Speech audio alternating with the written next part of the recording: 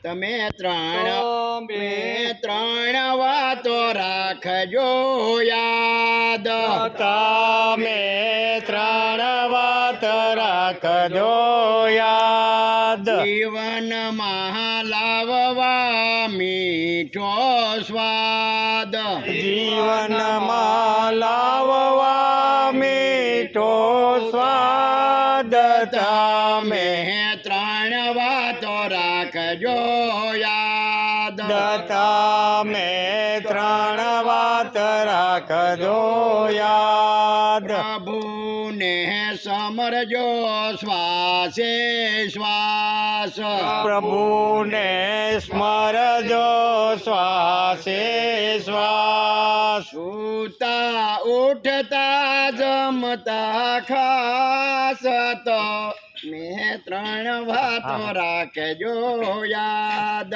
સૂતા ઉઠતા જમતા ખાસ જીવન ગણજો પ્રભુનો પ્રસાદ તમે ત્રણ વાત રાખજો યાદ જીવન ગણજો પ્રભુનો પ્રસાદ તમે ત્રણ વાત રાખજો યાદ પ્રભાતે ઉઠતાની સંગાત પ્રભાતે ઉઠતાની સંગાત નિરખજો નિજનો જામણો હાથ નિરખજો નિજનો જમણો યાદ સુણજો ઋષિ મુનિઓનો સાદ તમે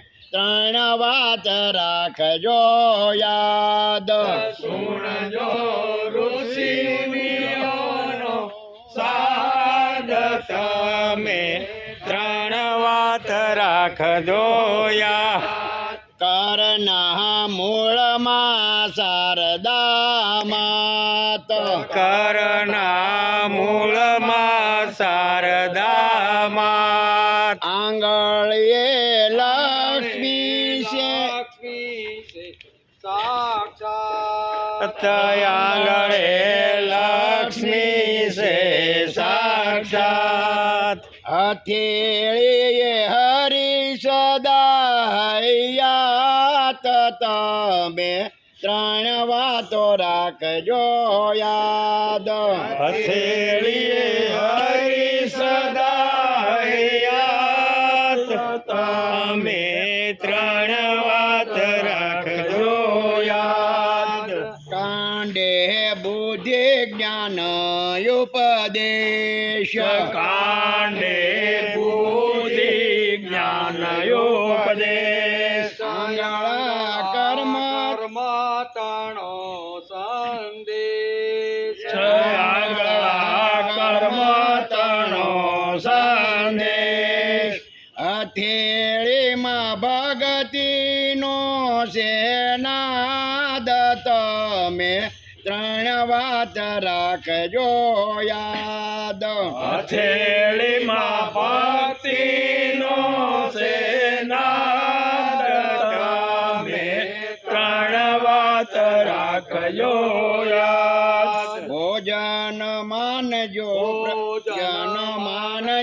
પ્રભુનો પ્રસાદ ભોજન માનજો પ્રભુનો પ્રસાદ આવશે તેથી મીઠો સ્વાદ આવશે તેથી મીઠો સ્વાદ જમતા કરજો કાનૈયાને યાદ તમે ત્રણ વાતો રાખજો યાદ જમતા કરજો કનૈયાને યાદ તમે ત્રણ વાત રાખજો યાદ સૂતા પહેલા સમરજો રામ સૂતા પહેલા સ્મરજો રામ ઈશના ખોળે ખરો આરામ ઈશના ખોળે ખરો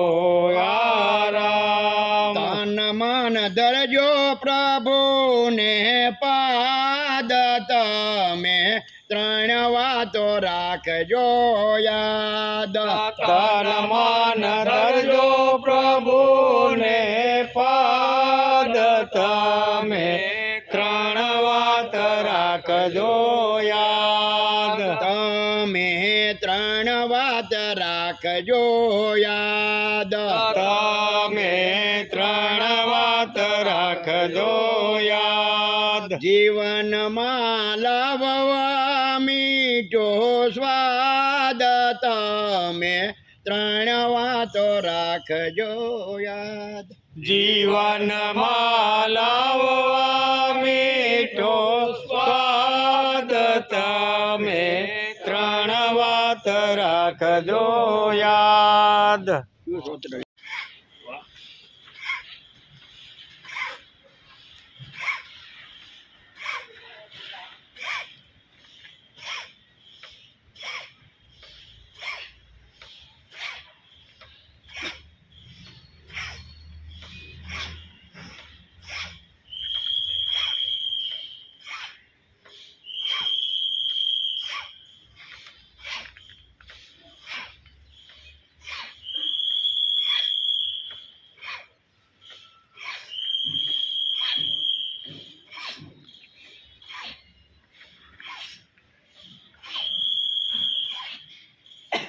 હરી હરી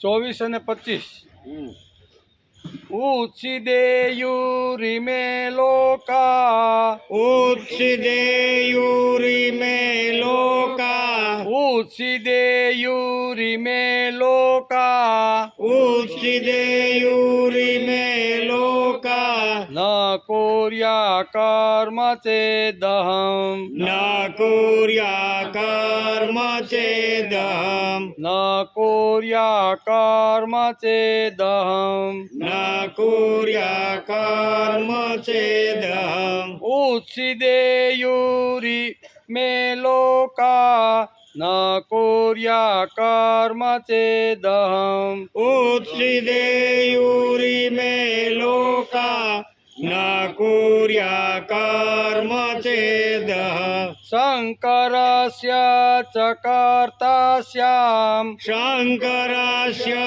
સકર્તાસ્ય શંકરસ્ય ચ કર્તાસ્યામ શંકરસ્ય સકર્તાસ્ય ઉપહન્યામિમં પ્રજા ઉપહન્યામિમા પ્રદા ઉપહન્યામિમં પ્રજા ઉપહન્યામિમા પ્રદા શંકરસ્ય ચ કર્તાસ્યામ ઉપહન્યામિમં પ્રજા શંકરસ્ય સકર્તાસ્ય ઉપહન્યામિમા પ્રદા ઉચ્છિદેયુરી મે લોકાન કોર્યા કર્મ ન ચેદહમ શંકર અમારે બોલવાનું શંકરસ્ય ચ કર્તાસ્યામ ઉપહન્યામિમં પ્રજા ઉચ્છિદેયુરી મે લોકા ન કુર્યા કર્મ ચેદહમ શંકરસ્ય સકર્તા ઉપહન્યા कर्मण्यामिमां प्रजा सक्ता कर्मण्य विद्वांसो सक्ता कर्मण्य विद्वांसो सक्ता कर्मण्य विद्वांसो सक्त कर्मण्य विद्वांसो यथा कुर्वन्ति भारत यथा कुर्वन्ति भारत यथा कुर्वन्ति भारत यथा कुर्वन्ति भारत कुर्याद्विद्वांस तथा सक्त कुर्याद्रिन्दास्तथा सक्त कुर्याद्विद्वांस तथा सक्त कुर्यान्द्रिन्दास्तथा सक्त चिकीर्षु लोकसङ्ग्रहम् श्रीकीषु लोकसङ्ग्रहम् श्रीकीषु लोकसङ्ग्रहम् श्रीकीषु लोकसङ्ग्रहम् सक्ता कर्मण्या विद्वांसो तथा कुर्वन्ति भारत कुर्याद्विद्वांस तथा सक्ता चिकीर्षु लोकसङ्ग्रहम् सक्ता कर्मण्या विद्वांसो यथा कुर्वन्ति भारत कुर्याद्विद्वांस्तथा सक्ता श्रीकीषु लोकसङ्ग्रहम्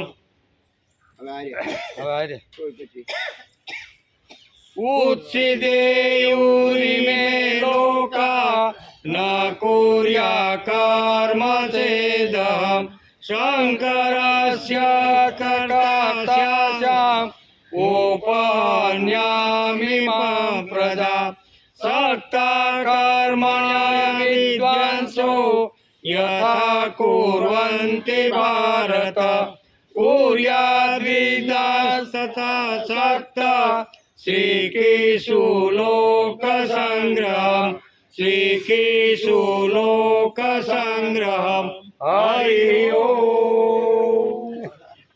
તમે એક ગીતા દીધી હોત તો સારું હતું પણ અમને યાદ ન આવ્યું તો કાલે એક ગીત વસુદેવ સુતાન દેવા કંસચાણૂરમાદન દેવકી પરમાનંદમ કૃષ્ણં વંદે જગદ્ગુરુ ગુરુર્બ્રહ્મા ગુરુર્વિષ્ણુ ગુરુર્દેવો મહેશ્વર ગુરુ સાક્ષાત પરબ્રહ્મ તસ્મૈ શ્રી ગુરુવે નમઃ નારાયણ નમસ્કૃત્યં નરં ચૈવ નરોત્તમં દેવી સરસ્વતી વ્યાસં તતો જયમુદીરય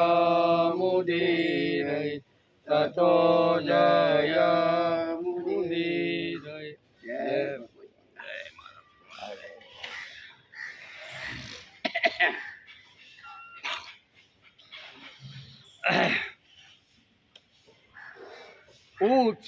ઉચ્છિદેયુરિમે લોકા ન કુર્યા કર્મ ચેદહમ શંકરસ્ય ચ કર્તાસ્યામ ઉપહન્યામિમાં પ્રજા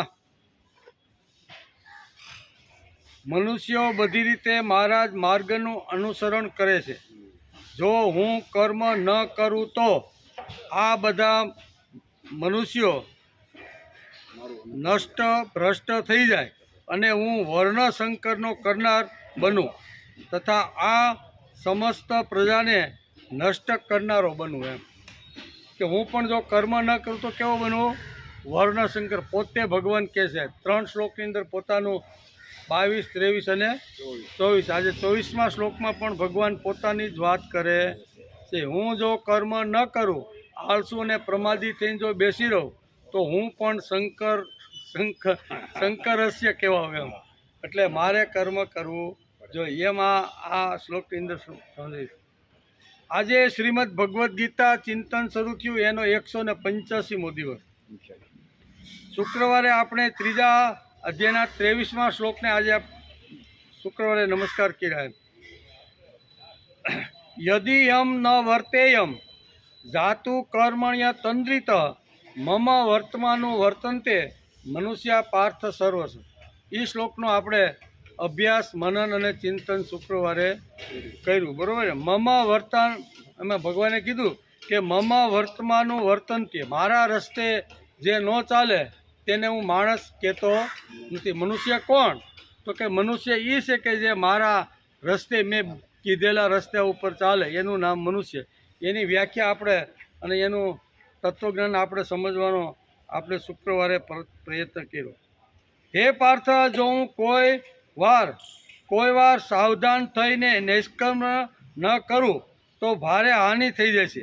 કારણ કે મનુષ્યો બધી રીતે મારા જ માર્ગનું અનુસરણ કરે છે. આ બધા લોકો ભગવાનને માને છે પણ ભગવાનનું માનતા નથી. એમ આપણે એ પણ વિચાર કરતા છે, ભગવાનને માને પણ ભગવાનનું માનતા નથી. જેમાં દીકરો બાપને માને પણ બાપનું માનતો, બાપને માને, પગે લાગે, સવારમાં બે હાથે નમસ્કાર કરે, શું કહેવાય, બધું ઘણું બધું એનું આવી રીતનું કરે. પણ બાપા કે ભાઈ ગઈકાલે વાડીએ ગયો અને 2 કેરા રજકાના પાવાના રહી ગયા અને ઉલાળો 8 વાગે આવે છે, તરીક જાની હેન્ડલ લઈ નીચે.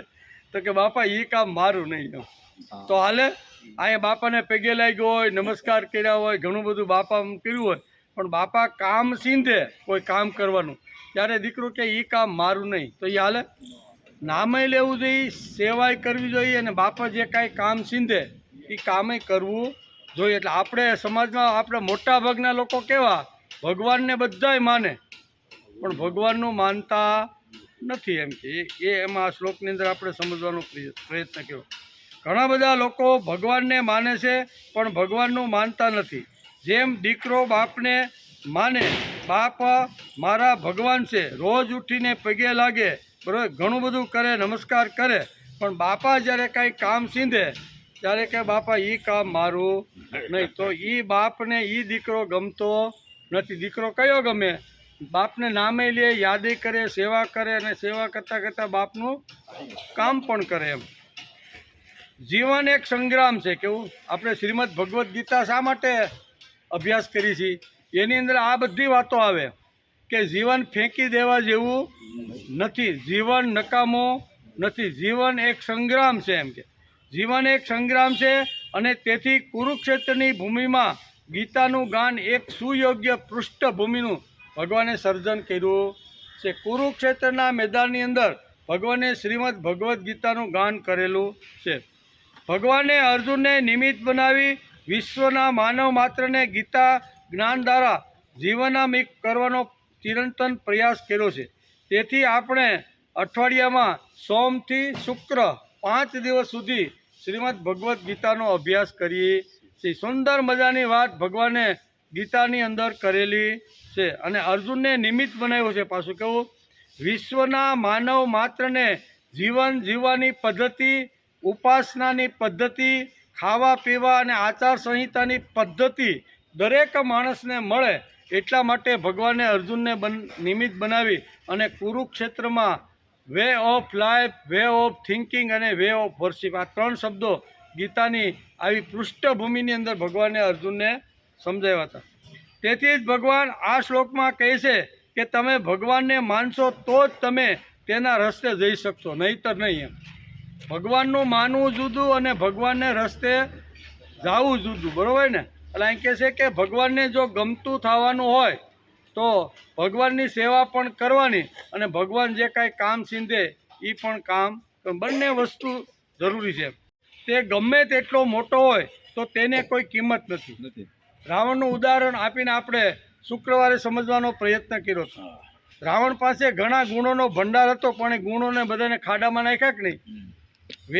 વેદ એટલા સરસ મજાના એ બોલતો હતો, બરાબર, એટલો જ્ઞાની હતો, મોટો હતો, સત્તા સંપત્તિ બધું જ હતું. એમ પણ એની અંદર એક ખામી હતી. કઈ ખામી? તો કે ભગવાનને બાદ કરી અને બધું કરતો હતો. ભગવાન નથી આ જગતમાં, બરાબર. એટલે કહેવાનો કે ગમે તેટલો મોટો માણસ હોય, ગમે તેટલો જ્ઞાની હોય, ગમે તેટલો વિદ્વાન હોય, મોઢામાંથી આવી રીતની ગમે એવી સારી વાતો નીકળતી હોય, પણ જો એ ભગવાનને માનતો જ ન હોય તો એની વાતો સાંભળવાની કોઈ જરૂર નથી. એમ પહેલો ભગવાન અને પછી મારી જે કાંઈ વાણી છે એ બધી પવિત્ર ત્યારે જ થાય એમ. રાવણ કેટલો મોટો હતો, તે મહાન વિદ્વાન હતો, પણ તેના જીવનમાં ભગવાનને સ્થાન નહોતું એમ. બધું હતું એની પાસે, પણ ભગવાનને રાવણે સ્થાન આપ્યું નહોતું એમ. જે ભગવાનને માનતો નથી તે ગમે તેટલો મોટો હોય તો પણ તમે તેને જીવનમાં સ્થાન આપો નહીં, તે કર્મ ચાંડાલ છે. આમ ભગવાન ચીડાઈને કહે છે, આપણે ન કહીએ કે ભગવાન કહે છે કે ખાલી મને માને અને મારું કામ ન કરે. મમ વર્તમાનું વર્તન તે મનુષ્ય પાર્થ સર્વસ. આવું ભગવાન કે મેં સ્પષ્ટ ગીતામાં કીધું જ છે. મારે રસ્તે ચાલે તેટલા જ માણસો, તેટલા જ મનુષ્યો, અને બાકી બધા પશુ, એવું ભગવાને પોતે જ કીધું. તેથી 3જા અધ્યાયના 24મા શ્લોકની અંદર અહીંયા ભગવાન અંતિમ, ભગવાન જે પોતાની જ વાત 3 શ્લોકમાં જે કહે છે, 22, 23 અને એમાં ભગવાન પોતાનું ઉદાહરણ આપી અને સમાજની સામે આ તત્વજ્ઞાન મૂકે છે. એટલે 24મા શ્લોકની અંદર ભગવાન પોતાનું અહીંયા મત રજૂ કરી અને ઉદાહરણ આપીને કહે છે, ઉચ્છિદેયુરિમે લોકા ન કોર્યા કર્મ ચેદમ શંકરસ્ય ચ કર્તાસ્થ્યામ ઉપહન્યામિ મામ પ્રજા. હે પાર્થ, જો હું કર્મ ન કરું તો આ બધા લોકો ભ્રષ્ટ થઈ જાય. હું શાંતિથી આ બધી સૃષ્ટિનું સર્જન કર્યા પછી હવે બેસી જાઉં શાંતિથી, તો આ લોકો કેવા થઈ જાય? બધા ભ્રષ્ટ થઈ જાય. અને હું વર્ણશંકરનો થાવ. કેવો? ભગવાન પોતે કહે છે કે હું જો કર્મ ન કરું તો હું પણ વર્ણશંકરનો કરતા થઈ જાઉં, કરવાવાળો થઈ જાઉં, તથા આ આખી પ્રજાનું હવન કરું, મારનાર બનવું એમ. આનું જે કાંઈ ખરાબ જે સમાજની અંદર જે આખો વર્ગ ઊભો થાય એમાં હું નિમિત્ત બની જાઉં છું, એમ ભગવાન કહ્યું. આગળના શ્લોકમાં ભગવાને કહ્યું, યદા ચરતી શ્રેષ્ઠ. આગળ આપણે બધું જોતા હતા, એમાં ભગવાને જ કીધું પોતે કે યદા ચરતી શ્રેષ્ઠ. શ્રેષ્ઠ એટલે કે નું પ્રતિપાદન ભગવાન કરે છે. ભગવાને જેમને ઘરમાં, કુટુંબમાં, જ્ઞાતિમાં કે સમાજમાં કે અધ્યાત્મ ક્ષેત્રમાં મોટા અને શ્રેષ્ઠ બનાવ્યા છે, એ લોકોએ અમુક પદ્ધતિથી સમાજમાં જીવવું જોઈએ. એને જોઈને જ લોકો બધા આગળ હાલવાનો પ્રયત્ન કરતા. શ્રેષ્ઠ લોકો જે પ્રમાણે જીવે, જે પ્રમાણે આચાર સંહિતા પ્રમાણે જીવન જીવવાનો પ્રયત્ન કરે ને, એની મોટી ખૂબ જવાબદારી સમાજમાં છે. તેથી મોટા લોકો ભૂલ કરે તો હાલે નહીં, કારણ કે મોટા લોકોની પાછળ અનેક વર્ગ, અનેક લોકો હાલવાવાળા હોય. એકલો ખાડામાં પડે તો કાંઈ વાંધો, તો એક જ ડૂબે. પણ હજારો ને લાખો લોકોને લઈને જો સમાજમાં ફરતો હોય અને એ જો કાંઈ ભૂલ કરે, આડું કરે ને, તો એની પાસે લાખો લોકો આવી રીતના ખાડામાં પડે છે. તેથી અહીં કે યદ્યા ચરતી શ્રેષ્ઠ. શ્રેષ્ઠ લોકો જેવા હોય, બરાબર, જે રીતે આચરણ કરે એ આચરણ એની પાછળ કરનાર વર્ગ કરે છે. તેથી શ્રેષ્ઠ લોકોને બગડવાનો કોઈ અહીંયા અધિકાર નથી, એમ ભગવાનનું સ્પષ્ટ. મેં એને એટલે જ મોટા બનાવ્યા, વિત્તથી મોટા બનાવ્યા, જ્ઞાનથી મોટા બનાવ્યા, વિદ્યા આપીને મોટા બનાવ્યા, સત્તા આપીને એ બધાને મોટા બનાવ્યા છે, બરાબર ને. એ મોટા તો ઘણા બનવા તૈયાર થાય છે, પણ બની શકતા નથી. એમ બધાને અબજોપતિ થવું છે, બધાને સત્તા જોઈ, સંપત્તિ જોઈ, કીર્તિ જોઈ, સમાજમાં યશ જોઈ. લોકો અમને ખૂબ આવું બધાને હોય તો ખરું જ, પ્રયત્ન પણ કરે છે, પણ બધાને મળતું નથી. તેથી ભગવાન કહે છે કે મેં જેને શ્રેષ્ઠ બનાવ્યા, મેં જેને વિત્ત આપ્યો, વૈભવ આપ્યો, આવી રીતની સત્તા સંપત્તિ આપી છે ને, એ લોકોની ખૂબ જ મોટી જવાબદારી છે. એ લોકોએ સમજીને સમાજમાં કોઈ પણ ક્ષેત્રમાં પગલું ભરવું જોઈએ, એમ આગળના શ્લોકમાં કીધું છે. તેથી તેનું પ્રતિપાદન કરતા ભગવાન અર્જુનને આ શ્લોકમાં કહે છે, ભગવાને જેમને ઘરમાં, કુટુંબમાં, જ્ઞાતિમાં કે સમાજમાં કે આધ્યાત્મિક ક્ષેત્રની અંદર મોટા બનાવ્યા છે, એ લોકોએ અમુક પદ્ધતિથી સમાજમાં રહેવું જોઈએ, એમ ભગવાનનો પણ આગ્રહ છે કે એને બગડવાની છૂટ નથી. એમ કે જે શ્રેષ્ઠ લોકો વિશિષ્ટ પદ્ધતિથી ન રહે તો બાકીનો સમાજ પણ તેવી રીતે જ રહે છે, અને તેની જવાબદારી આ શ્રેષ્ઠ લોકો ઉપર આવી જાય છે. તેથી સમજીને રહેવાનો પ્રયત્ન કરવો જોઈએ. પોતાનો દાખલો ભગવાને આપ્યો છે, બીજા કોઈનો આપ્યો. પોતે કહે છે કે હું પણ જો સારી રીતે ન રહું ને તો હું શંકરસ્ય જ ગણાવ. એમ કેવો? તો એટલે કે હું પણ કર્મ કરતો રહેલો છું. ભગવાન પોતાનો દાખલો આપીને કહે છે કે હું પણ એટલા માટે જ કર્મ કરું છું ભગવાન પોતાનું કામ ન કરે તો સર્વ લોકો ખલાસ થઈ જાય. કેવા? ભગવાન પોતાને મળેલો જે રોલ છે ને એ જો રોલ ભજાવે નહીં ને તો સમાજ આખો ખલાસ થઈ જાય. ભગવાન 24 કલાક આપણી સાથે કામ કરે છે, બરાબર? 24 કલાક. આપણે 1 મિનિટની રજા પણ પાળતા નથી. આપણે તો 6 કલાકની રજા પાળી દઈએ ઊંઘમાં કે હાલો આપણે ઊંઘી જાય, પણ એને ઊંઘમાં હૃદય તો એને ધબકતું રાખે કે નહીં? એટલે ભગવાન 24 કલાક રાત અને દિવસ કર્મ કર્યા વગર રહી શકતા નથી. અને ભગવાન પોતે જ પોતાનું ઉદાહરણ આપીને કહે છે કે જો હું કર્મ ન કરું ને તો હું પણ શંકરસ્ય બની જાઉં. એટલે એક શંકરસ્યનો અર્થ થાય છે નપુસંકતા જેવો. કેવો?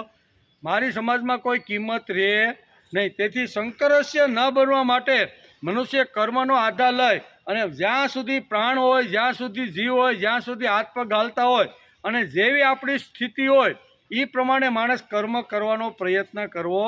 આપણી સાથે કામ કરે છે.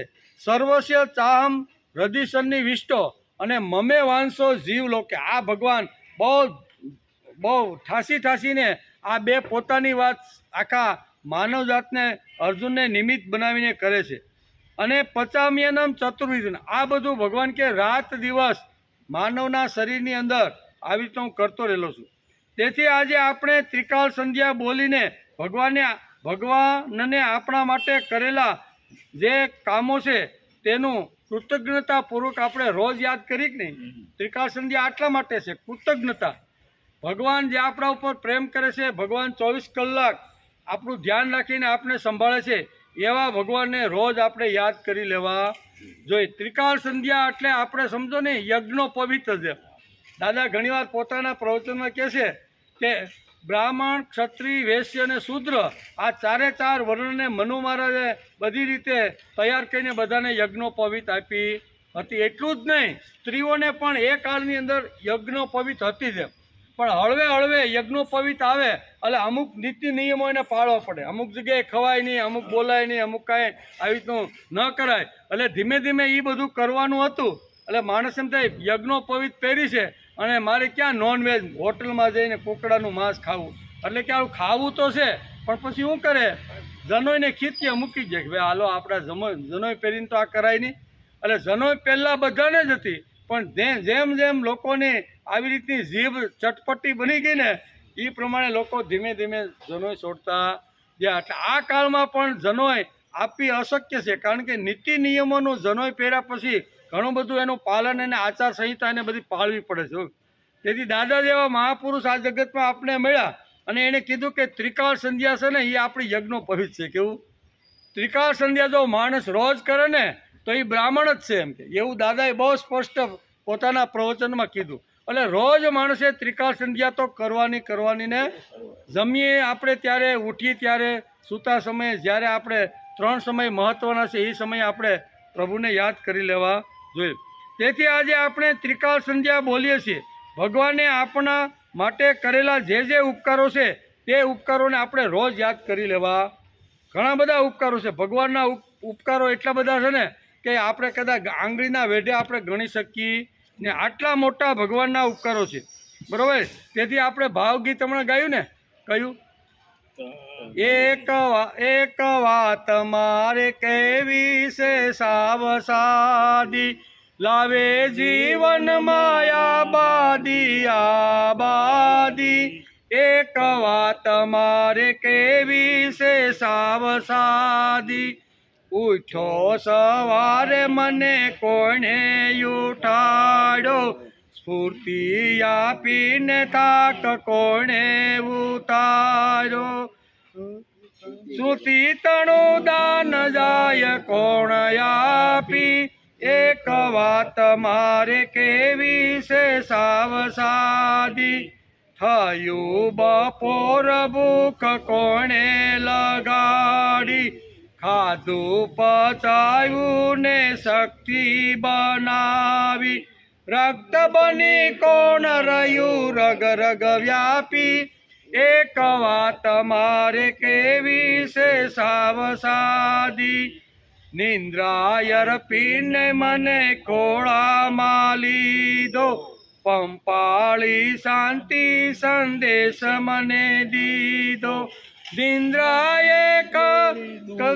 નિંદ્રાએ દૂર કરી આદિ વ્યાધિ એક વાત મારે કેવી છે સાવસાદી માનવ સુતેથી કૃતજ્ઞતા ન બોલો ત્રિકાળ સંધ્યાયા ભૂષણયા મોલો જીવન બનાવવાને સંવાદી એક વાત મારે કેવી છે સાવસા સીધી સાદી વાત હાવ ત્રિકાળ સંધ્યામાં મારે શું કરવાનું ને એ બધું ભગવાન જેવા મહાપુરુષો આ જગતમાં આવે અને આપણે બધાને આ બધું સમજાવી જાય છે તેથી ભગવાન 24 કલાક મારા શરીરમાં રહીને કામ કરે છે તેથી જ પ્રજા સૃષ્ટિ ઊભી થઈ છે જે લોકો મારા રસ્તે ચાલશે તેમને જ મનુષ્ય સમજું છું સંતો ઋષિઓ અને આચાર્યો એ મારા રસ્તે ચાલ્યા તેથી તે બધા મનુષ્ય અને મારા રસ્તે જે લોકો ચાલ્યા નથી ને એને બધાને પશુ કહેવામાં આવે છે આ શ્લોકમાં ભગવાને અહમ શબ્દ વાપર્યો છે તે અહમ એટલે શ્રી કૃષ્ણ નહીં શ્રેષ્ઠ માણસને ઉદ્દેશીને આપ્યો શ્રેષ્ઠ માણસ હું એટલે શ્રેષ્ઠ માણસને ઉદ્દેશીને આપ્યો સમાજમાં શ્રેષ્ઠ માણસો પોતાનું કામ ન કરે તો પ્રજાનો નાશ થાય અર્થાત પ્રજા તો કદાચ જીવશે પણ તે પ્રજા સંકરિત નિર્માણ થશે બરાબર અર્જુનનો પણ પહેલા અધ્યાયમાં આ જ પ્રશ્ન હતો કે ભગવાન આ બધાને તમે રથ તો વચ્ચેના ભાગમાં લાવ્યા અને આટલું મોટું આ મારે સંહાર કરવો અને એ સંહાર કર્યા પછી આ બધી બહેનો વિધવા થાય અને એના દ્વારા જે પ્રજા ઉત્પન્ન થાય એ બધી સંકર પ્રજા ઉત્પન્ન આ અર્જુનનો પણ પ્રશ્ન તો ભગવાન પણ અહીંયા કહે છે કે હું જો કર્મ ન કરું ને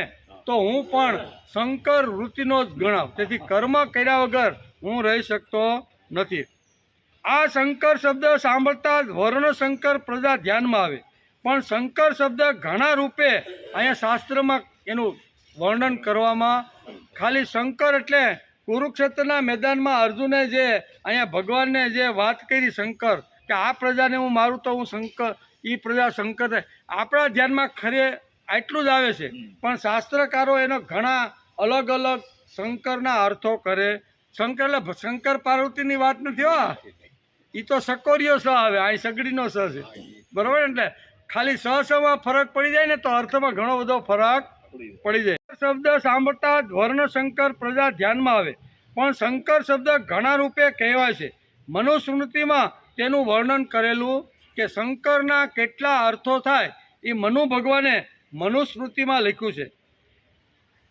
વ્યાભિચારેણ વર્ણાનામ અવિદ્યા વેદને નચ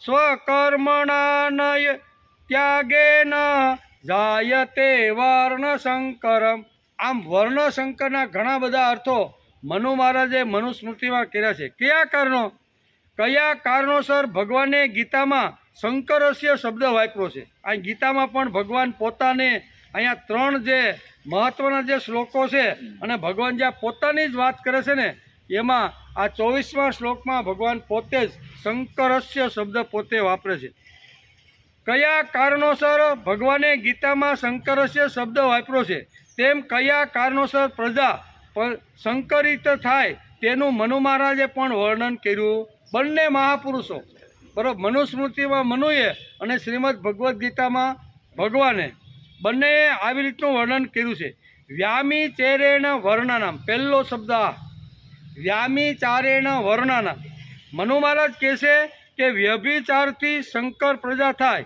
એ તો સર્વમાન્ય છે જ એ તો જે અર્જુને કીધું ને કે આવી રીતના બધાના ડોકા ઉડાડી દો બધા યોદ્ધાઓ મરી જાય અને યોદ્ધાઓની પત્ની પછી જ્યારે સમાજમાં ફરે ને ત્યારે એને વર્ણશંકર પ્રજા આ અર્જુને તો કંઈ એક તો મનુ મહારાજ કે એક વાત તો આ ખરી એને પણ વર્ણશંકર કહેવાય છે આ તો આપણે ખબર જ છે પણ બીજી વાત કીધી અઘા એટલે કે આવધા વેદને ન ચ એટલે કે અવિદ્યા વેદન એટલે અધિકાર વગર બોલવાથી અને ન બોલવા જેવું બોલવાથી શંકર પ્રજા નિર્માણ થાય છે બે શબ્દ અહીં કીધા હું કીધું અધિકાર વગર બોલે, અધિકાર વગર બોલે તો એની કોઈ કિંમત ખરી?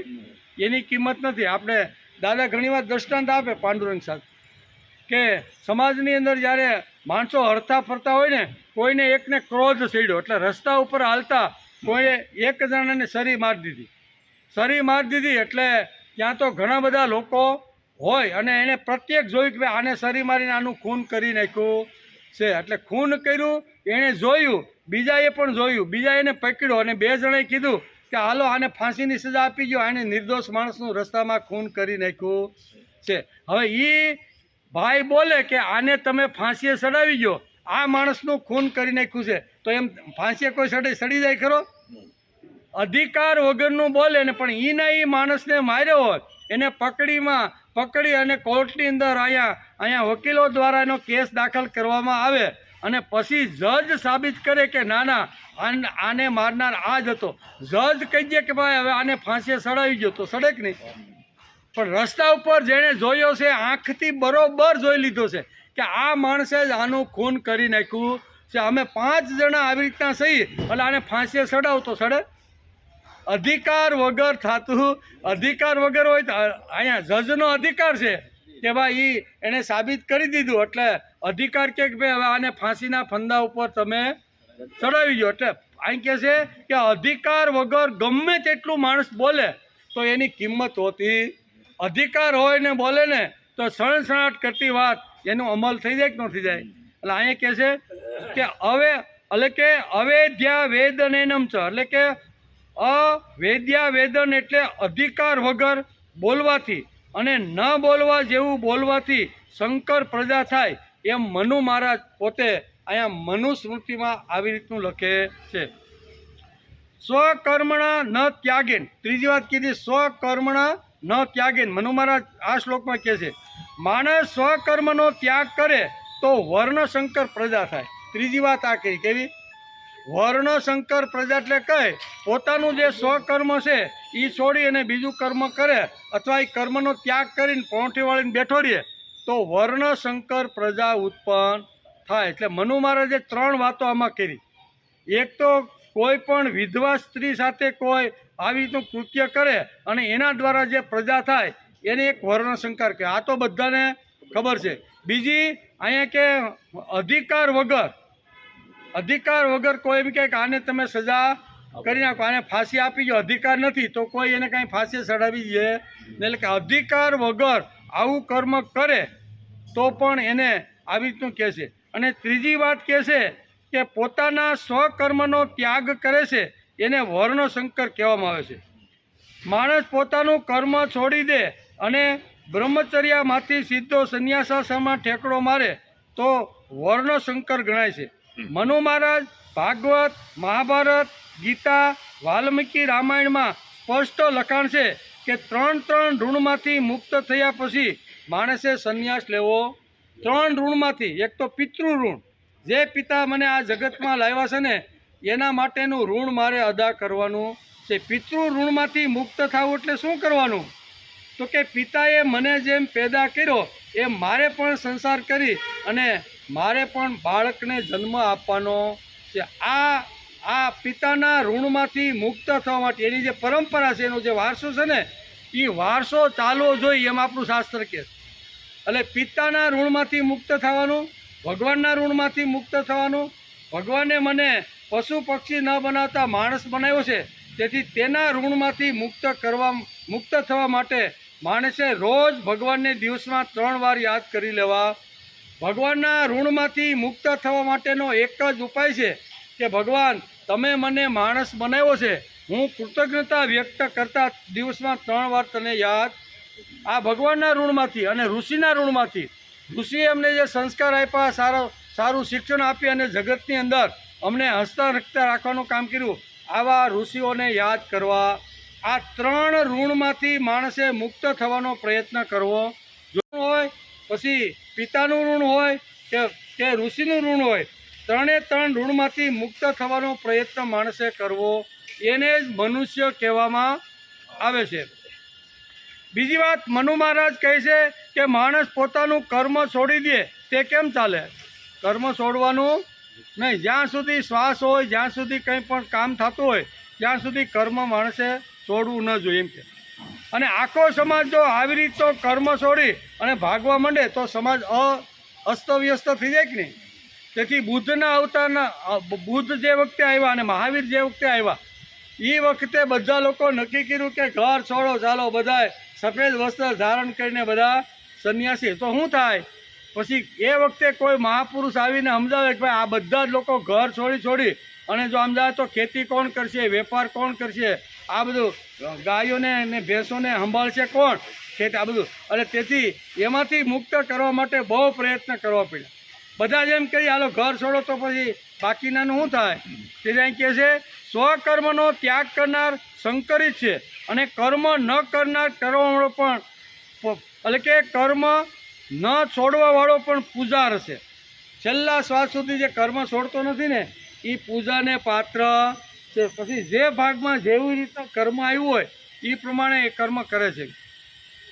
તેથી આ બંને માણસો છે, બંને બે પગે ચાલે છે, નાક માટે શ્વાસ પણ સરખો જ લે છે, ખાવા પીવા પણ સરખા છે, અંગો પણ સરખા છે, તો પણ એક સંકરિત થાય છે અને બીજો પૂજાર થાય છે. બે વાત અહીં ભગવાને આ શ્લોકમાં કરી છે. એક પૂજાર એટલે પૂજા કરવા જેવો, વંદન કરવા જેવો, નમસ્કાર કરવા જેવો એક વર્ગ એવો થાય છે. શા માટે કે અંત સમય સુધી એણે જે ભાગમાં જે કર્મ આવ્યું ને એ કર્મ એણે સંભાળી રાખવાનો પ્રયત્ન કર્યો છે. અને એક કર્મ છોડી ગયા છે, એક એની વાત કરી છે. બંને સરખા, શ્વાસ સરખું, ખાવાનું બધું સરખું, પણ બંનેમાં મોટો ફરક છે. સ્વકર્મનો ત્યાગ કરનાર પૂજાર નથી તો માણસમાં પૂજાર્થ ક્યારે આવે? તે માણસ પૂજનીય, વંદનીય અને આદર કરવા જેવો ક્યારે થાય? તો કે જે પોતાનો સ્વકર્મનો જે ત્યાગ કરતો નથી ને એ હંમેશને માટે, કાયમને માટે વંદન અને પૂજા કરવા જેવા છે, પૂજાર છે. શ્રીમદ ભગવદ્ ગીતાના 3જા અધ્યાયમાં કર્મયોગ ઉપર આટલો બધો ભાર ભગવાને શા માટે આપ્યો? ભગવાને બહુ આ વધારેમાં વધારે મને લાગે કે કર્મયોગ ઉપર 3જા અધ્યાયમાં ભગવાને બહુ જ ભાર આપ્યો. આગળના બધા શ્લોકો આપણે કર્મયોગના સમજતા જ આવી છીએ. મોટા ભાગના શ્લોકોની અંદર ભગવાન કર્મ કરવાનો આગ્રહ રાખે છે. તો શ્રીમદ ભગવદ્ ગીતાના 3જા અધ્યાયમાં કર્મયોગ ઉપર ભગવાનને આટલો બધો ભાર શા માટે આપ્યો છે? શા માટે આપ્યો હશે? એમ કે કર્મ કર્યા વગર આપણે વ્યવહાર પણ ચાલે નહીં, તેથી ભાર મૂક્યો છે. હું કર્મ કર્યા વગર વ્યવહાર હાલે?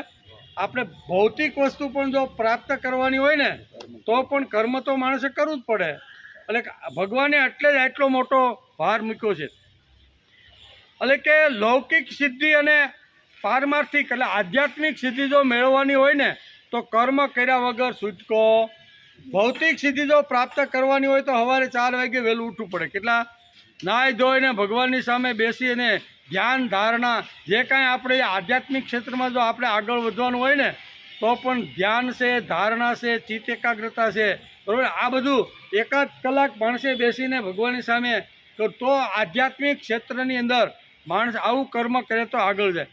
પછી લૌકિક ક્ષેત્ર હોય, આપણું વ્યવહારિક ક્ષેત્ર હોય, ખાવા પીવા, રહેવાનું, કમાવાનું હોય તો એમાં કર્મ કર્યા વગર માણસની વૃદ્ધિ કે ગતિ થતી કે સિદ્ધિ મળતી નથી. તેથી બંને પ્રકારની સિદ્ધિ જો પ્રાપ્ત કરવાની હોય તો શ્રીમદ ભગવદ્ ગીતા અહીંયા આગ્રહ રાખે છે કર્મયોગનો. અને ભગવાને 3જા અધ્યાયમાં આટલો મોટો આગ્રહ રાખ્યો છે કે વૈદિક સિદ્ધિ અને પારમાર્થિક સિદ્ધિ જો પ્રાપ્ત કરવાની હોય તો માણસે કર્મ તો કરવું જ જોઈએ. આવો ભગવાને 3જા અધ્યાયમાં આ ઘણા બધા શ્લોકમાં આગ્રહ રાખ્યો છે. પાણી ટાઈમ થઈ ગયો, બસ ઘડી ચાલે છે, પણ કર્મ વગેરે આ સૃષ્ટિ ચાલે નહીં. માનવી જો યોગ્ય રીતે કર્મ કરે તો માનવી જીવન ભવ્ય અને દિવ્ય બનતું જાય છે. યોગ્ય રીતે જો કર્મ કરે તો માણસનું જીવન ભવ્ય અને દિવ્ય બને છે. કર્મનું પરિણામ જીવન એટલે કે જીવનની ભવ્યતા અને દિવ્યતા ઉપર થાય છે. કયું કર્મ કરો, કેવું કર્મ કરવાનું? પ્રશ્ન એ થાય તો કર્મ કયું કરવાનું? તે કર્મ કે જે જીવન પૂજાર્થ બનાવે. આપણું જીવન આખું પૂજાર્થ, પૂજા કરવાનું, સન્માન કરવાનું, આદર કરવાનું, પ્રેમ કરવાનું, સમાજને મન થાય ને એવું જીવન બનાવવાનો પ્રયત્ન કરવો જોઈએ. નકર એક બાજુમાં બેઠો હોય તો એમ થાય કે હવે આ બોલતો બંધ થાય ને કાં જાય તો સારું એમ. અને ઘણાને ત્યાંથી ઉઠીને ઊભા, બાપા તમે હજી અડધો કલાક બેહો નહીં કે. એનું કારણ શું છે? એકનું જીવન પૂજાર્થ છે. એની વાણી, વર્તન, વિચાર, એનું જીવન, આચાર બધું જ કેવું છે? બહુ વ્યવસ્થિત છે. એટલે લોકોને પણ થાય કે બાપા 5-7 મિનિટ અહીં બેસીને વાત કરે તો સારું. અને ઓલું જે ભવડતો હોય એમ કે હવે આ જાય તો સારું એમ. શું કે એ ક્યાંથી છૂટા પડે તો કાંઈ સારું ને કે અમારે ઊભા થઈને જવું પડશે એવું થાય ને. એટલે કર્મ કેવું કરવાનું? તો કે માણસનું આખું જીવન પૂજાર બને, આદરણીય બને, ભાવથી પ્રેમથી પ્રેમાળ બને એવું જીવન બને તો એ જીવનને પૂજાર જીવન કહેવામાં આવે છે. તે કર્મ કે જે જીવન પૂજાર બનાવે. પૂજાર એટલે શું? આપણે ત્યાં પંચાયતન પૂજા આદ્યગુરુ શંકરાચાર્ય આથી 1600 વર્ષ પહેલાં આપને આપીને ગયા એમ. ગામડે ગામડે ફેર્યા, ગામડે ગામડે મંદિરની કલ્પના આપી, એક એક મંદિર બનાવ્યું દરેક ગામની અંદર. અને પંચાયતન પૂજા દરેક માણસને ત્યાંના હતા એ બધાને કીધું આવું 1600 વર્ષ પહેલાં જ્યારે મંદિરોની બહુ ઓછી કલ્પનાઓ હતી ને ત્યારે આદ્યગુરુ શંકરાચાર્ય જેવા મહાપુરુષ આવ્યા અને એણે પંચાયતન પૂજા 5 દેવતાઓને ગામની અંદર પૂજવા જોઈ એવું એમણે બહુ સરસ મજાના વિચારો આપણા આપીને ગયા છે. એટલે કહે છે કે જેના જીવનમાં આ પંચાયતન પૂજા આવે તેનું જીવન પૂજાર્થ કહેવાય. પંચાયતન પૂજા અતિશય સુંદર અને અતિશય પવિત્ર છે. એમાં 5 દેવતાઓનું પૂજન કરવામાં આવે છે. કેવા? પંચાયતન જે પૂજા છે, ગામનું જે મંદિર છે બરાબર, એની અંદર 5 ભગવાનનું સ્થાપન કરી અને પ્રતિષ્ઠા કરવામાં આવે છે. ગણપતિ, હરિ, અંબા, શિવ અને સૂર્ય ભગવાન કહીએ ને આપણે, જીવતા જાવતા દેખ. આને કહેવાય પંચાયતન પૂજા બરાબર. એમાં બધું આખી સૃષ્ટિનું જે કાંઈ તત્વજ્ઞાન છે ને એ 5 દેવતાઓમાં આવી જાય છે બરાબર ને. એનું સુંદર મજાનું વર્ણન છે. એટલે કે પંચાયત પૂજા જીવનમાં જે લાવે ને એનું જીવન પૂજાર્થ બને. તો આ પંચાયતન પૂજા અને પૂજા કરવા જેવા 5 દેવતાઓ છે તો એને આપણે થોડાક સમજી લઈએ કે અમારે પણ અમારું જીવન પૂજાહાર બનાવવાનું છે. એમ કે આ પંચાયતન પૂજા એટલી ભવ્ય અને દિવ્ય છે કે તે માણસને પૂજાર બનાવે. કુટુંબમાં પંચાયતન પૂજા થવી જોઈએ. આપણું જે પરિવાર હોય 5-10-15નો એની અંદર પણ પંચાયતન પૂજા થવી જોઈએ. તેમજ રાષ્ટ્રમાં પણ પંચાયતન પૂજા થવી જોઈએ. જે રાષ્ટ્ર પંચાયતન પૂજા ભૂલી જાય છે તે રાષ્ટ્ર ખલાસ થઈ જાય છે. જેમ કુટુંબમાં, રાષ્ટ્રમાં તેમજ વ્યક્તિની અંદર આ પંચાયતન પૂજા થવી જોઈએ. તો આપણને એમ થાય છે કે આવડે પંચાયતન પૂજામાં પણ ભગવાનના ગુણોનું વર્ણન અહીં કરવામાં આવ્યું છે. આ 5 જે આપણા જે દેવતાઓ છે ને એ દેવતાઓના ગુણો માણસના જીવનમાં કુટુંબ હોય, પરિવાર હોય, વ્યક્તિ હોય, રાષ્ટ્ર હોય કે કોઈ પણ સમાજ હોય એની અંદર આ 5 પ્રકારના જો ગુણો આવે ને તો એ પૂજારને પાત્ર બની જાય. એ જીવન કેવું બની જાય? પૂજા કરવાને પાત્ર બની જાય છે. તો આ બધા જે ગણપતિ છે, શિવ છે, હરિ છે, અંબા છે અને ભાસ્કર છે તો આના કયા કયા ગુણો હતા? એ ગુણો જો માણસ પોતાના જીવનમાં લાવવાનો પ્રયત્ન કરે તો એને પૂજાર્થ કહેવામાં આવે છે. એને વંદન કરવામાં, એને નમસ્કાર કરવામાં આવે છે. તો કયા ગુણ આ દેવતાઓમાં હતા? તો એનું પણ પાંડુરંગ શાસ્ત્રીએ પોતાના સંસ્કૃતિ જે પૂજન છે ને એ પુસ્તકની અંદર, વાંગ્મયની અંદર એને સરસ આ પ્રવચનો બધા આપેલા છે. જેમ પંચાયતન પૂજા સમાજમાં હોવી જોઈએ તેમાં વ્યક્તિના જીવનમાં પણ આ પંચાયતન પૂજા હોવી જોઈએ. આ પંચાયતન પૂજા ન થાય તો સમાજ દુબળો થઈ જાય. તેને રાષ્ટ્રમાં અને જીવનમાં પ્રાધાન્ય મળવું જોઈએ તો જ રાષ્ટ્ર અને માનવ જીવન મજબૂત. પંચાયતન પૂજા જો સમજીને કરવામાં આવે અને પંચાયતન પૂજાના જે દેવતાઓ છે એ દેવતાઓના ગુણો જીવનમાં લાવી, આચારમાં લાવી અને જીવવાનો જો પ્રયત્ન કરે ને તો અહીં શાસ્ત્રકારો કહે છે રાષ્ટ્રના જીવનમાં ખૂબ જ આવી રીતનું દિવ્ય અને ભવ્ય આવી રીતનું બને છે. માણસે જોવું જોઈએ કે પોતાના જીવનમાં, પોતાના શરીરમાં પંચાયતન છે કે કેમ. જો આવ્યું હોય તો પૂજાર્થ આવે. ખરેખર ભારતીય સંસ્કૃતિમાં પંચાયતન પૂજાનું ભવ્ય અને દિવ્ય વર્ણન આપણા ઋષિઓએ કર્યું છે. પંચાયતન પૂજાનું વર્ણન આપણા ઋષિઓએ જબરજસ્ત, સંતો મહાપુરુષે પણ ખૂબ જ એને મહત્ત્વ આપ્યું છે. એવું જૂના કાળમાં આ પદ્ધતિ બધી હતી. જેમ કે અમે પોતાને ધાર્મિક ગણીએ છીએ, પણ પંચાયતન પૂજામાં દેવો કેટલા છે તે આપને ખબર છે? ઘણીવાર પૂછી ભાઈ, પંચાયતન પૂજામાં અમે કેવી ધાર્મિક? ચોટલી રાખી, ડુંગળી ન ખાઈ, લસણ ન ખાઈ, મંદિરે જાય, આરતી, અમે કેવા છીએ? ધાર્મિક. તો આપણે પકડી બાવડું પકડીને પૂછી કે ભાઈ પણ અહીં જે પંચાયતન જે પૂજા આપણા ભારતીય સંસ્કૃતિમાં આપણા ઋષિઓએ મહાપુરુષો આપને આપી છે, તો એ પંચાયતન પૂજનમાં કયા કયા 5 દેવતાઓ આવે? તો કે હાલે એ તો ખબર નથી. હવે એટલી ખબર ન હોય તો આપણે ધાર્મિક છે ને ભાઈ? આપણે બધું યાદ ન રાખીએ તો કાંઈ નહીં, પણ થોડીક અમુક જે આપણા શાસ્ત્રની વાતો છે એ 5-7 વાત તો આપણે યાદ રાખવી જોઈએ કે નહીં? કે હાલો ગમે ત્યારે કોઈ આવી રીતનો માણસ બીજા ધર્મનો બીજા કોઈનો માણસ પૂછે આપણે, તો આપણે કહી શકીએ કે ભાઈ અમારા ધર્મમાં આવી રીતની વાતો છે. એટલે ખાલી ટીલા ટપકા કરવાથી, મંદિરે જવાથી, લસણ ડુંગળી નહીં ખાવાથી માણસ ધાર્મિક બનતો? ધાર્મિક જો બનવાનું હોય તો ધર્મ પ્રમાણે જે કાંઈ શાસ્ત્ર એ પ્રમાણે જીવન જીવવાનો પ્રયત્ન કરવો જોઈએ. અમે પોતાને ધાર્મિક ગણીએ છીએ, પણ પંચાયતન પૂજાના કેટલા દેવતાઓ છે તે ઘણીવાર ઘણા લોકોને ખબર હોતી નથી. ગણપતિ, શિવ, હરિ, ભાસ્કર અને અંબા જે ઠેકાણે વિષ્ણુ પ્રધાન પંચાયતન, હજી 5 દેવતા આપણે આપણા ઘરે પૂજીએ છીએ, તો આપણને એમ થાય કે હું ભાઈ વિષ્ણુનો ભક્ત છું, વૈષ્ણવ છું. તો આ 5 દેવતાઓની અંદર જે છે એમાં પહેલું પૂજન, પહેલું સ્થાન કોને આપવાનું? તો કે વિષ્ણુ ભગવાનને. વિષ્ણુનો જો ઉપાસક હોય અને વિષ્ણુની સ્થાપના કરી અને મારે ઘરમાં કોઈ ધાર્મિક પ્રવૃત્તિ કરવાની છે તો ભગવાન વિષ્ણુને પહેલાં રાખવા. પછી શંકર ભગવાનના કોઈ ઉપાસ્ય હોય, બરાબર, એ પોતાના ઘરની અંદર આવી રીતનું કરવાના હોય તો ભગવાન શિવજીને પહેલાં રાખવાના. કોઈ ગણપતિના ઉપાસક હોય, અને આ પંચાયતમાં બધી વાતો બહુ સર કે ભાઈ કયા દેવતાનું પ્રથમ પૂજન કરવું? તો કે ભાઈ તું કઈ વૃત્તિનો છો, તું ક્યાં ભગવાનને માને છો, એ ભગવાનને પહેલાં રાખ, અને બાકીનાને નમસ્કાર કરીને એનું પૂજન કરી, એને બાકાત કરવાના. ના ના, અમારા ઘરમાં હવે ગણપતિ જોઈ નહીં, અમે તો આ સંપ્રદાયના બની ગયા છે ને, ગણપતિને કાઢો અને નાખ્યા નદીને કાંઠે. થાય કે નહીં આવું? ઘણીવાર આપણે નદી કિનારે ફરવા જઈએ ને, આપણે ઘણીવાર જોવા મળે, આપણે એમ છે કે હા આવા ભગવાન અહીંયા કેમ આટા મારે છે? એટલે ઓલા ભાઈ નશો સડી ગયો હોય છે કે અમારા સંપ્રદાયના નેતાએ કીધું છે કે આ ગણપતિ શું ઘરમાં રાખ્યા છે, આ અમે આપી એ જ રાખ. એટલે એના મનમાં સડી ગયું ને, એ રાખે ને. ગણપતિ ને હનુમાન જે કાંઈ જૂના દેવતા હોય ને, માનતો હોય ને પહેલાં, એ બધાને ક્યાં નાખ્યા આવે? તેથી આપણું શાસ્ત્ર અથવા શાસ્ત્રને સમજનાર આદ્યગુરુ શંકરાચાર્ય કેટલી બુદ્ધિની ટોચ ઉપર ગયા છે. ઘરમાં, કુટુંબમાં, સમાજમાં ઝઘડાઓ ન થાય ને એટલા માટે એને પંચાયતન પૂજા આપી દીધી. ન કે એક જ ઘરમાં વિષ્ણુને માનતો હોય, એક જ ઘરમાં કોઈ શંકરને માનતો, ઘરમાં એક જ હોય, 5 જણા રહેતા હોય ને તો 5-5ના દેવતા જુદા હોય. તમે જોઈજો, નકર એક જ કોઠીનું અનાજ ખાતા હોય, એક જ ગોળાનું પાણી પીતા હોય, એક માની કુખે 2 છોકરા જન્મવા હોય, પણ એક આ સંપ્રદાયમાં હોય ને એક બીજા સંપ્રદાય. આપણે કે આમ કેમ? એ તો રહેવાનું જ છે.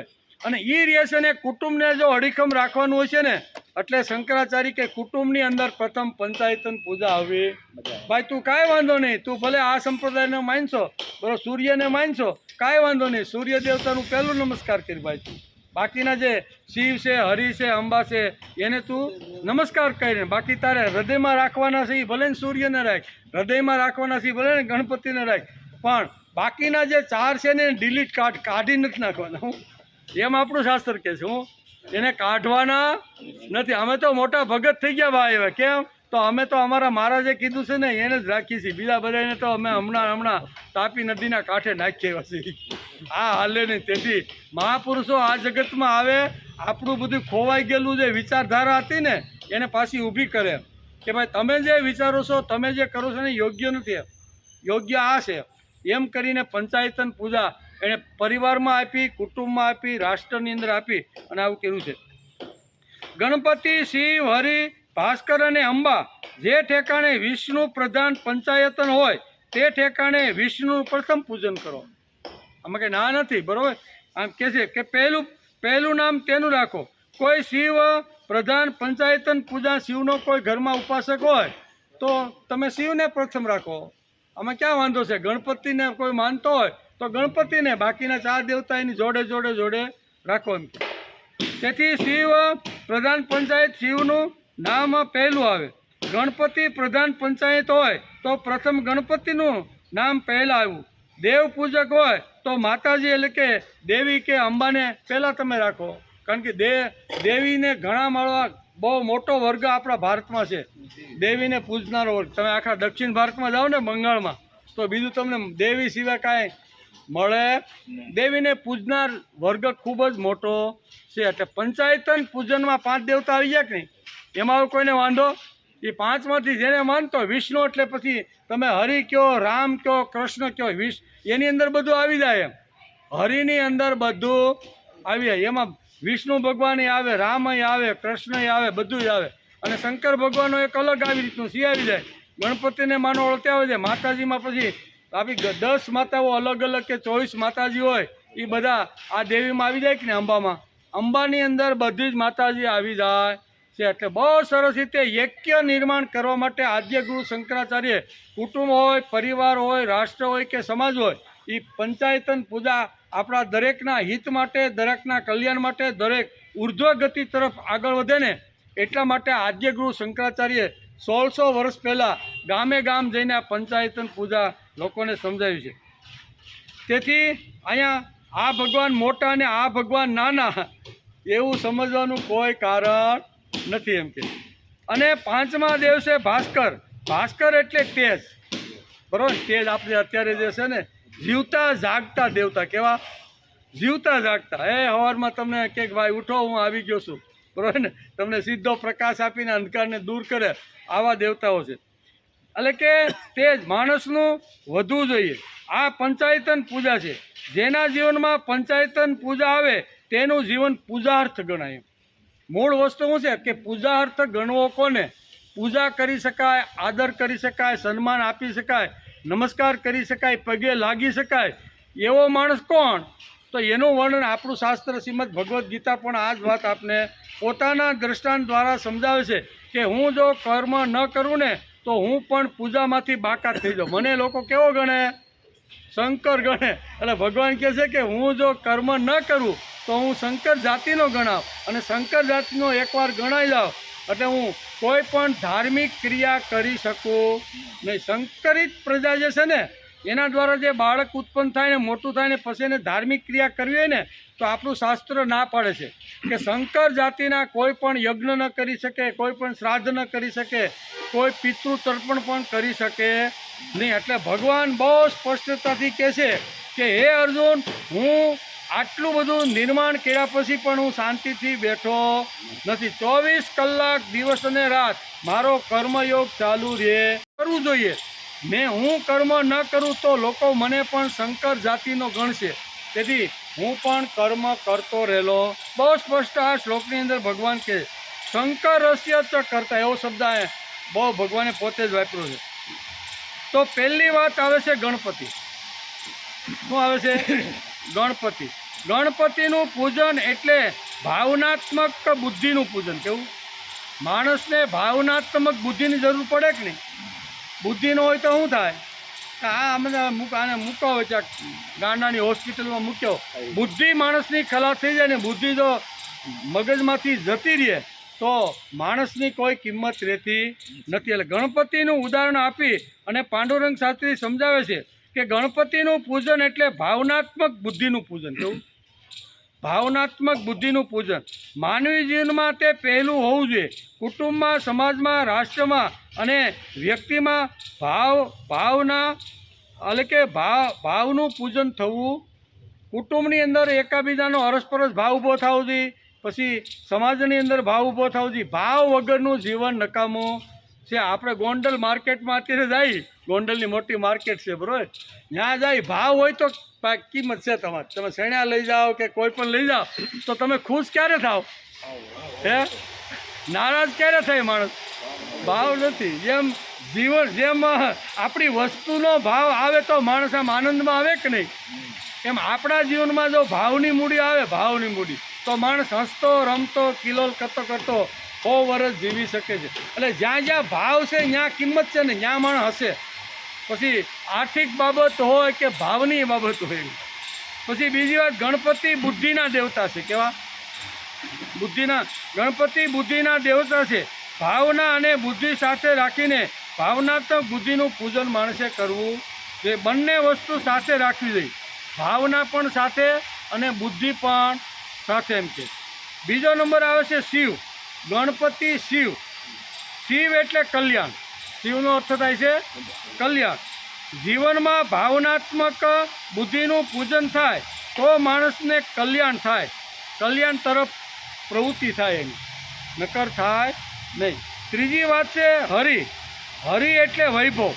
જોઈ શીખ નહીં બધાને આ બધું જો એનું આ ગુજરાતી ભાષાંતર કરો આ દેવતાઓનું તો એ દેવતાઓના આવા અલગ અલગ અર્થ થાય. હરિ એટલે વૈભવ, હરિ એટલે પૃથ્વી માતા, એટલે કે પૃથ્વી માતા.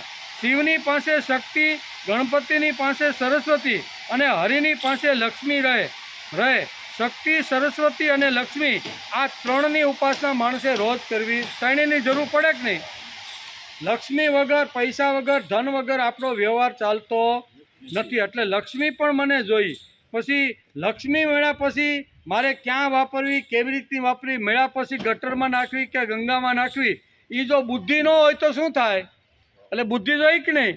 માણસને વિત્ત મળે, લક્ષ્મી મળે, વૈભવ મળે, અને મળ્યા પછી જો વિદ્યા એટલે કે માણસને જો જ્ઞાન ન મળે તો મળેલી શક્તિ ઘણીવાર માણસની વેડફાઈ જાય છે. તેથી અહીં કહે છે કે મળેલી જે વિત્ત શક્તિ છે એને સારી રીતે જો વાપરવાની હોય તો એને સરસ્વતી એટલે વિદ્યા, જ્ઞાન પણ જોઈએ કે હાથમાં આવેલી મૂડીને જ્ઞાનપૂર્વક, બુદ્ધિપૂર્વક વિચાર કરી અને એ મૂડી મારું કલ્યાણ શેમાં છે એમાં વપરાય. એ માટે અહીંયા બીજી વાત કરે છે કે માણસને વિદ્યા અને બુદ્ધિ પણ જોઈએ. ત્રીજી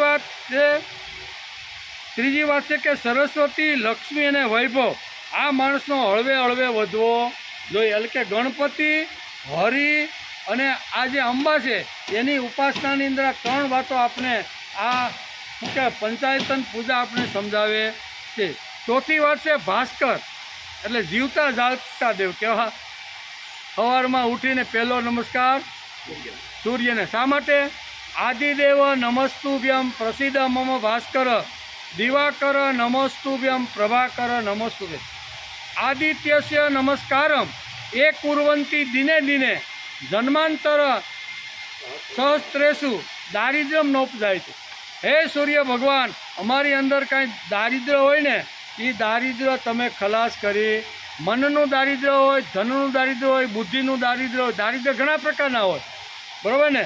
એમાં કાંઈ ધનનું દારિદ્ર્ય હોય એવું નથી. ઘણીવાર મનનો પણ દરિદ્ર હોય છે, બુદ્ધિનો પણ દરિદ્ર હોય છે, શરીરનો પણ દરિદ્ર હોય છે, બરાબર? આવી રીતે અનેક પ્રકારના દરિદ્રતા માણસની અંદર હોય છે. આદિદેવને નમસ્કાર કરીને એની પાસે પ્રાર્થના કરીને માગવાનું છે કે હે આદિદેવ, તમે અમારું જે દારિદ્ર્ય છે ને કોઈ પણ પ્રકારનું એને તમે ખાઈ જાઓ અથવા એને દૂર કરો અથવા તમે એને બાળીને ભસ્મ કરી નાખો. આ દેવતાને આટલા માટે આપણે રોજ નમસ્કાર કરી લેવા જોઈએ. ભાસ્કર એટલે તેજ, માણસનું તેજ વધવું જોઈએ. એટલે કે વ્યક્તિના જીવનમાં, સમાજના જીવનમાં તેજ કેટલું છે તેના ઉપરથી વ્યક્તિ કે સમાજની કિંમત થાય. માણસની અંદર તેજ કેટલું છે એના ઉપર વ્યક્તિની કિંમત થાય. સમાજ હોય, કુટુંબ હોય, પરિવાર હોય, રાષ્ટ્ર હોય, પણ તેજની જ કિંમત હોય છે. અને પાંચમી વાત આવે છે અંબા. ગણપતિ, શિવ, હરિ, અંબા અને ભાસ્કર આ પંચાયતન પૂજા આપણા શાસ્ત્રમાં સમજાવવાનો આ આદ્યગુરુ શંકરાચાર્યે આપણે આ વાતો સમજાવી છે. પાંચમા દેવી છે અંબા. અંબા એટલે પ્રેમાળપણું. વ્યક્તિના જીવનમાં પ્રેમ વધવો જોઈએ. આપણા જીવનમાં પ્રેમ વધતો હોય તો અંબાનું પૂજન છે. આ બધા ગુણો જીવનમાં આવે એનું જીવન પૂજાર્થ ગણાય. કેવું? ભાવ વધે, પ્રેમ વધે, ધન વધે, જ્ઞાન વધે, છેલ્લે આવી રીતની અંબા એટલે શક્તિ પણ વધે. આ બધા જો ગુણો આપણી અંદર આવે તો માણસને પૂજાર ગણવામાં આવે છે. તેથી પંચાયત એટલે કે પંચાયતની શ્રેષ્ઠ વાતો જ્યારે ભૂલાઈ રહી હતી ત્યારે આદ્યગુરુ શંકરાચાર્ય જેવા મહાપુરુષ આ જગતની અંદર આવ્યા અને લોકોની પાસે બેસીને તેમણે પંચાયતન પૂજા સમજાવી અને ગામે ગામ મંદિરની અંદર આ 5 દેવતાઓનું મહાપુરુષે કરેલી છે. એમ કે લોકો આવ્યા અને તેમણે ભૂલાયેલી વાત પાછી સમાજમાં ઊભું કરવાનો પ્રયત્ન કર્યો. ઘણી વાતો એવી છે કે સમાજમાં ભૂલાય છે, લાંબા કાળ સુધી જાય તો ઘણી સારી સારી વાતો પણ કાળના પેટર્નમાં ઘણીવાર દટાઈ જતી હોય છે. પણ મહાપુરુષો આવે અને દટાયેલી જે વાતો છે ને એ ફરીથી પાછી ઊભી કરે. પછી મંદિર હોય, યજ્ઞ હોય, એકાદશી હોય, આપણા કોઈ પ્રકારના વ્રતો હોય કે કોઈ પ્રકારના આવી રીતના આપણા જે ધાર્મિક જે ચિહ્નો છે એ ચિહ્નો જ્યારે લુપ્ત થાય ત્યારે મહાપુરુષો ક્યારેક આવી રીતના દટાયેલી જે વાતો છે ને ફરીથી પાછી ઉજળી કરી અને સમાજની સામે મૂકતા હોય છે. તો જ એની કિંમત થાય ને. આપણે બધા ગંગાને પવિત્ર માની છીએ. શા માટે? તો કે ગંગા ગંગોત્રીમાંથી જ્યારે નીકળી અને ખળખળ કરતી અહીંયા ઋષિકેશ થઈને જ્યારે હરિદ્વારમાં આવે છે ત્યારે માણસને એમ થાય એક વાર ડૂબકો તો આમાં મારી લેવો. એટલું સ્વચ્છ શુદ્ધ પવિત્ર પાણી હોય છે કે નહીં? પણ એ ગંગા જ્યારે ધીમે ધીમે પોતાના માર્ગની અંદર 1600 કિલોમીટરનું અંતર કાપી અને જ્યારે અહીંયા સાગરને મળે છે કલકત્તાની અંદર, બરાબર ને, ત્યારે એ ગંગાનું માર્જન કરવાનું પણ મન થતું.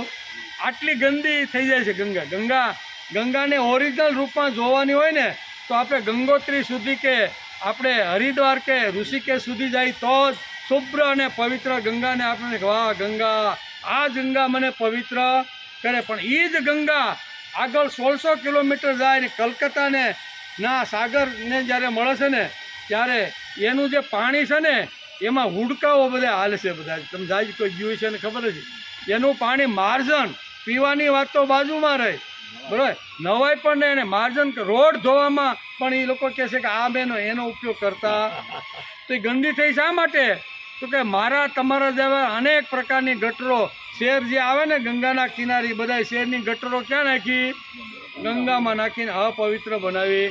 એમ સમાજની અંદર ઘણી બધી સારી વાતો હોય છે, બરાબર ને, તો એને ઘણીવાર ઉજળી કરીને બતાવવાનો પ્રયત્ન મહાપુરુષો કરતા હોય છે. તેથી પંચાયતન જેવી જે વાતો છે ને એ કાળના પેટમાં દટાઈ ગઈ હતી. આદ્યગુરુ શંકરાચાર્ય આવ્યા, એણે કીધું કે આ 5 વાતોની સમાજમાં ખૂબ જરૂર છે. ભાવની જરૂર છે, લક્ષ્મીની જરૂર છે, સરસ્વતીની જરૂર છે, જ્ઞાનની જરૂર છે, સૂર્ય એટલે તેજની પણ મને જરૂર છે. આ બધા દેવતાઓમાંથી આ બધા ગુણો લઈ અને એ ગુણો પોતાના જીવનમાં જો લાવવાનો પ્રયત્ન કરે અને જીવવાનો પ્રયત્ન કરે તો એ પૂજાર્થ ગણાય છે. આવું શ્રીમદ ભગવદ્ ગીતાની અંદર પણ ભગવાન આ જ વાત આપને સમજાવે છે. તેથી ગીતા પણ આ જ વાત આપને સમજાવે છે કે આ બધા ગુણો પ્રજામાં આવવા જોઈએ. તે ન આવ્યા હોય તો તે પ્રજા સંકરિત થાય. આવું ભગવાને બહુ સ્પષ્ટ કહેવાનું. શું કહે છે? આ બધા ગુણો માણસના જીવનમાં ન આવે તો પ્રજા કેવી થાય? સંકરિત પ્રજા, એટલે કે સંકરિત પ્રજા થાય. આમાં ગીતાકાર શ્રી ભગવાન કૃષ્ણ 3જા અધ્યાયના 24મા શ્લોકમાં કહે છે, ઉચ્છિદેયુરિમે લોકા ન કુર્યા કર્મ ચેદહમ શંકરસ્ય ચ કર્તાસ્ય ઉપહાયામિ મામ પ્રજા. કેમ કે હે પાર્થ, જો હું કોઈ વાર સાવધાન થઈને કર્તવ્ય કર્મ ન કરું. શું કહે છે? સાવધાન થઈને કર્તવ્ય મારું જે કર્મ છે એ કર્મ હું ન કરું તો ભારે હાનિ થાય. સમાજની અંદર રાષ્ટ્રની ખૂબ જ મોટી હાનિ થાય. કારણ કે મનુષ્ય બધી રીતે મારું જ અનુસરણ, મારા જ માર્ગનું અનુસરણ કરે છે. જો હું કર્મ ન કરું તો આ બધા મનુષ્યો નષ્ટ ભ્રષ્ટ થઈ જાય અને હું વર્ણશંકર પ્રજાનો કરનાર બનું તથા આ સમસ્ત પ્રજાને નષ્ટ કરનારો અને પાપી હું બની જાઉં. હું પાપી બનું. ભાઈ, ભગવાન પોતાની જાત ઉપર આ દ્રષ્ટાંત આપીને કહે છે કે જો હું આ બધું મારા ભાગે જે કર્મ કરવાનું આવ્યું છે, મને જે નીતિએ જે કર્મ સોંપ્યું છે એ કર્મ છોડીને હું જો ભાગીને જાઉં ને તો હું પણ વર્ણશંકરનો કહેવાય. એટલું ભગવાન પોતાની જાતને અહીંયા હોડમાં મૂકી દે છે કે સમાજને લોકોને જે સમજવું પણ મારે સાચી વાત કહેવી. હું કર્મ ન કરું તો હું પણ શંકર જાતિનો કહેવો. હવે આ કેટલું હિંમતથી કહે છે ભગવાન પોતે જ આ વાત પોતાના મુખેથી અહીંયા પાર્થને કહી રહ્યા છે. તેથી હે પાર્થ, આપણે ભગવાનના રસ્તે એટલે કે ચાલતા નથી તો પછી આપણે મનુષ્ય નથી. જે ભગવાનના રસ્તે ચાલતો નથી ને તે મનુષ્ય નથી. મનુષ્યના દેહમાં રાક્ષસ અથવા અસુર હોઈશું, અર્થાત તેને જ શંકર પ્રજા કહે છે. સ્વકર્મણા તમભ્યસમ સિદ્ધિ બિંદતી માનવ. બરાબર, ભગવાન બહુ સ્પષ્ટ રીતે કહે છે કે મેં જે સમાજની અંદર જે વર્ણાશ્રમ વ્યવસ્થા આખી જે ઊભી કરી છે ને એ વર્ણાશ્રમ વ્યવસ્થા પ્રમાણે માણસે પોતે પોતાનું કર્મ કરવું જોઈએ. હું પણ કર્મ કરતો રહ્યો છું, મેં પણ મારું કર્મ છોડ્યું નથી. આમ કરીને આ શ્લોકની અંદર બહુ સ્પષ્ટતા ભગવાન 22, 23 અને 24 આ 3 શ્લોકની અંદર પોતે જ ભગવાન પોતાનો જ વાત પોતાનો જ આવી રીતની વાત જીવનને હોડમાં મૂકીને આ વાત કહે છે. પ્રજા સંકરિત ક્યારે થાય? શ્રેષ્ઠ લોકો બુદ્ધિવાદી થઈ જાય ને જો ચીલો છોડી દે તો સમાજ સંકરિત થાય. બુદ્ધિમાન શ્રેષ્ઠમાન લોકો પોતે પોતાનો શીલો છોડી અને મન ફાવે એમ જીવન જીવવાનો પ્રયત્ન કરે તો સમાજ આવી 3 પ્રકારની બુદ્ધિની વાત ભગવાન કરે છે. એક સમાજમાં બુદ્ધિવાદી હોય છે, એક સમાજમાં બુદ્ધિજીવી હોય છે અને એક સમાજમાં બુદ્ધિનિષ્ઠ હોય છે. 3 પ્રકારના માણસો આ જગતમાં છે. એમાંથી ચોથો પ્રકાર કાં તો બુદ્ધિજીવી હોય, બરાબર, કાં તો શું કહેવાય બુદ્ધિજીવી બસ કાંઈ વાંધો. બુદ્ધિવાદી, બુદ્ધિજીવી અને જેને એકવાર બુદ્ધિ જીવનમાં આવી ગઈ છે ને પછી આ જ શ્રેષ્ઠ છે એવું સમજે. 3 પ્રકારના લોકો હોય છે. એક વાદ જે જ્ઞાની છે, ભણેલો છે ને એ વાદ વિવાદમાં એને બુદ્ધિવાદી કહેવાય. પછી બુદ્ધિજીવી એટલે સવારે સમયસર ઉઠવાનું, થોડું ઘણું સાપવું આવ્યું તો વાંચવાનું, ટીવી બી જો નાહી ધોઈને 10 વાગે તૈયાર કરીને ઘરવાન કે લાય ટિફિન આ ઉપડ્યા ભાઈ બેંકમાં 11 થી 5 સુધી કામ કરે. 5 વાગ્યા પછી રજા પડે એટલે 6-7 વાગે પાછો ઘેર આવે. થોડીક વાર આમ તેમ ફ્રેશ થાય, ટીવી જોઈએ ત્યાં ઘરવાળી કે હાલો જમવાનું તૈયાર થઈ ગયું છે, જમી લે. પછી થોડીક વાર પાછો ટીવીમાં સામે બે થોડું ઘણું આમ તેમ હોય બહાર જવાનું તો જઈ આવે ને પાછો સૂઈ જાય. આને જીવવા માટે બીજું કાંઈ બુદ્ધિનો ક્યાંય ઉપયોગ કરવાનો નહીં. એક બુદ્ધિવાદી વાદ વિવાદ કરે કાંઈ નહીં. આમ કેમ થયું? ભગવાન હોય તો આવા લોકોને એને માર્યા શા માટે? આ ક્ષુદ્ર અને પેલો બિચારો જંગલમાં તપસ્યા કરતો હતો એવા લોકોને રામે હુકામાં માર્યો ભાઈ? આ ક્ષુદ્રને શા માટે માર્યો? એવી ઘણીવાર ઘણા લોકો દલીલો કરતા. કરવું કાંઈ નથી, સમજવું કાંઈ નથી, રામાયણ વાંચી નથી અને કોઈની પાસે એકાદી વાત સાંભળીને પોતે દલીલ કરવાની ચાલુ કરી છે. એટલે બુદ્ધિજીવી, બુદ્ધિવાદી અને બુદ્ધિનિષ્ઠ. કેવો? બુદ્ધિ ઉપર નિષ્ઠ.